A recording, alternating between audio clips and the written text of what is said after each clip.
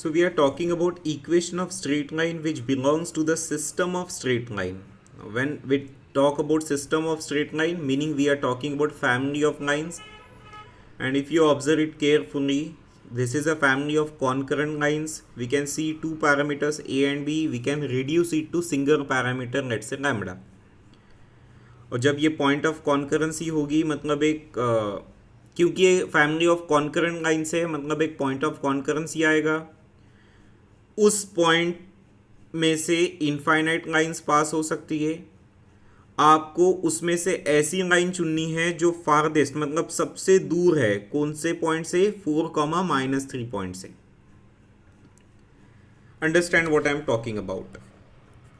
जो आपका सिस्टम दिया है a times 2x plus Y minus 3 plus b times 3x plus 2y minus 5 equal to 0।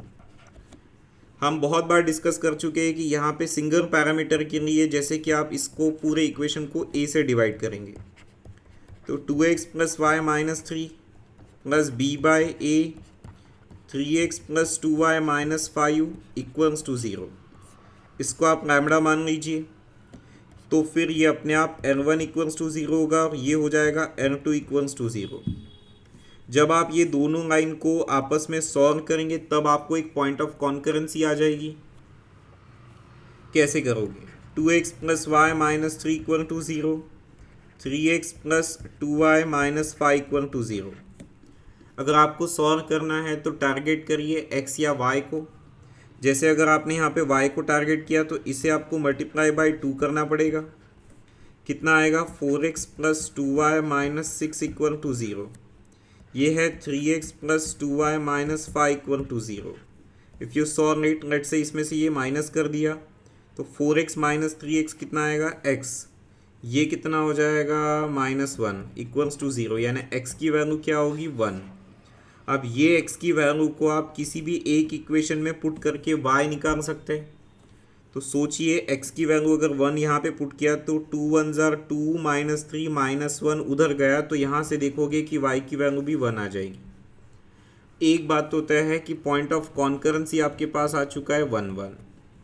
दूसरा इन्होंने पॉइंट दिया है q पॉइंट दिया है कितना? उसका कोऑर्डिनेट है 4, -3 ऐसे कुछ।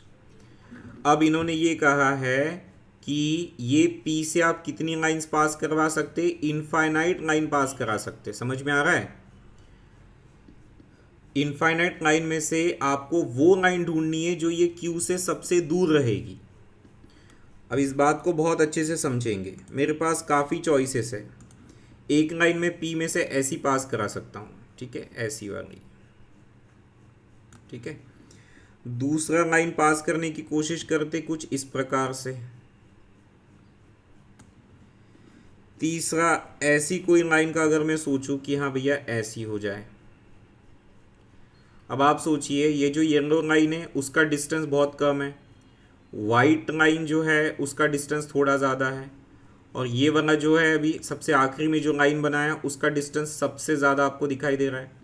मतलब जैसे जैसे मैं लाइंस चेंज करूँगा तो क्यू से लाइन का डिस्टेंस बदलते जाएगा। आपको ऐसी लाइन चुननी है जो क्यू से सबसे दूर है, और वो सबसे दूर वाला ऑप्शन मैंने ये सबसे आखिरी वाला ऑप्शन बनाया है। इसको आप टेक्निकली कैसे समझ पाएंगे देखिए। टेक्निकली इसका मतलब ये होगा कि ये जो QP है इसको आप एग्जैक्टली परपेंडिकुलर लाइन बनाना पड़ेगा P से पास होता हुआ, है ना। यही सिचुएशन थोड़ी देर पहले बनाई थी। मतलब आप समझ जाओ ये 90 डिग्री रखना पड़ेगा तभी ये वाइट लाइन को अचीव कर पाओगे जो Q से बाकी किसी भी लाइन से सबसे दूर रहेगी। अब इस लाइन का इक्वेशन आपको एक्चुअली पूछा है। क्वेश्चन को आप अच्छे से पढ़ते चलिए। ये सारे क्वेश्चन जो है कुछ तो क्वेश्चन जेई मेन के हिसाब से, बट काफ़ी क्वेश्चन जेई एडवांस की तरफ चले जाते हैं। तो आपको अपने तरफ से प्रेजेंस ऑफ माइंड रखना पड़ेगा।